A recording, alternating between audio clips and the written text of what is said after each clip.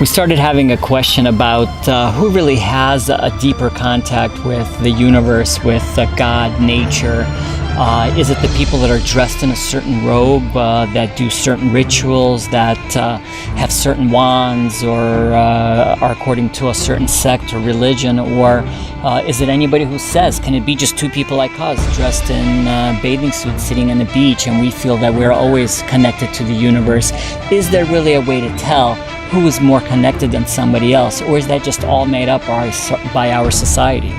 Конечно, многим людям настолько сильно внушили их родители, их окружение, да и они сами себе. Не все, но очень многие люди внушили, что вот только вот этот маг, вот потому что он одевается в такое черное все одеяние, или в такое все белое, или у него есть какая-нибудь куриная лапка, или вот эта самая ведьма, вот она имеет контакт с Вселенной, вот она может влиять на Вселенную, вот она может влиять на жизнь, или вот этот шаман, вот конечно же, вот, ой, шаман это вообще интересная тема. Well, there's so many different types of people, again, that are considered to be spiritual, that are considered to have a more direct contact with the omnipresence, with the universe, with God, with all of these different names that we have. And all of these different people have so many different looks. If it's somebody from India sitting in lotus, long hair, and he's a certain age, and they speak certain words, does all this prove that they are closer? Or is this all made up so we feel that way? Because again, we love to talk about philosophy, nature, universe, that contact, and we feel we have a contact as well, for example. But here we are just sitting on a beach, not dressed in anything particular. Do we have to prove ourselves? Does anybody else have to prove themselves? Да, и какая-то особая атрибутика, одежда или какие-нибудь куриные лапки, они не дают никакого приоритета и не улучшают контакт ни со Вселенной, ни с Богом, ни с кем. Не сама лапка какая-нибудь или колода карт Таро придает силы и дает возможность что-то делать и как-то влиять на жизнь вокруг, а только то, насколько сильно ты веришь, насколько сильно ты думаешь об этом. То есть, по сути, ты можешь сам, без ничего, без никаких палочек, крестов и так далее, точно так же управлять миром, потому что просто напрямую своими мыслями. I wanted to ask you, where do you think all this began? Где ты думаешь, это все началось, то, что вот так со временем, откуда все это пошло, то, что люди, потому что люди так выросли? Is it because people grew up this way, that they were conditioned? Where did it begin? Why people started to believe this way? Просто очень многие люди натурально склонны к аналитике, они все время все анализируют, и еще раньше, очень-очень давно, когда кто-то что-то сделал, и тут начался дождь в какой-нибудь пустыне, и все такие, да, вот это именно потому, что мы его убили, именно поэтому пошел дождь, это значит Богу понравилось, что мы это сделали, это была жертва, давайте будем теперь всегда так делать, чтобы всегда у нас был дождь, чтобы был урожай, чтобы это нам придавало силы. Люди все время сами все додумывали, сами придумывали, и опять же, своей верой они это все подкрепляли, и в дальнейшем на самом деле так и было. Каждый раз, когда они делали и повторяли те действия, в которые настолько сильно верили, оно всегда повторялось. Но суть в том, что это можно делать напрямую. Это как ум играется, все вокруг нами играется, системы играются. Когда мы сами на самом деле этим можем управлять, мы сами можем все создавать, творить, а не жить через эти системы и идеи, которые кто-то когда-то просто создал для себя.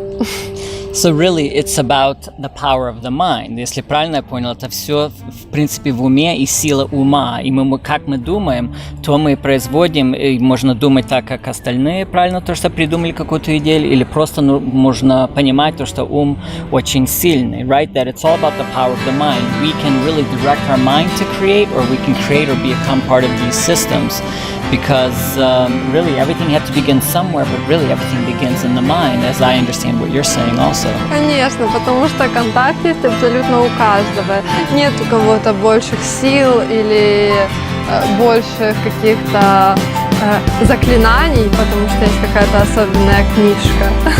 But obviously you have to start to develop in yourself this mental concentration, this belief, this connection, because you really begin to feel, and when you do, then you realize you don't need anybody in the middle, you don't need any anybody else to give you that contact. That contact belongs to you, it belongs to everybody. And that's really what it comes down to, and that's something you have to find in yourself. It's your own personal journey and discovery. Конечно, мы точно так же верим во Вселенную, верим в магию, в астрологию, в психологию. Мы знаем, что это на самом деле действует.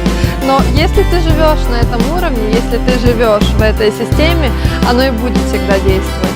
А можно просто выйти выше, и тогда действует только твой ум, только твоя вера, только твое чувство, а не то, что кто-то где-то придумал, и то, в чем живут другие люди. Тогда вот все эти системы уже перестают действовать на тебя.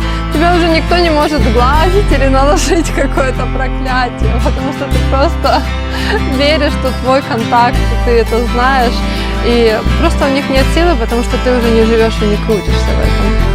So that comes from your own personal self-realization. You do have to take the time to become consciously aware, to learn to have this contact. You literally, even though it's invisible, you begin to feel it, you begin to understand it.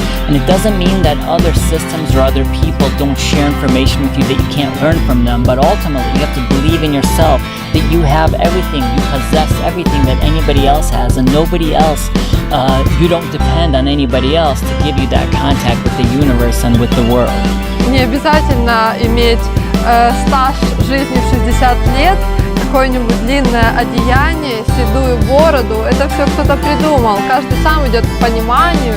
Самое главное верить в это и знать, что суть внутри нас, и оно есть у каждого внутри, и каждый сам может просто открыть это, взять на себя ответственность и открыть это в себе, просто посмотреть. And it's true, not everybody wants to take that responsibility, because it is a responsibility that you take onto yourself if you want to have your own connection. Otherwise, we allow people to be middle person for us, because it's a lot of responsibility to say you have a connection with God, with nature, with the universe, because then you have that contact.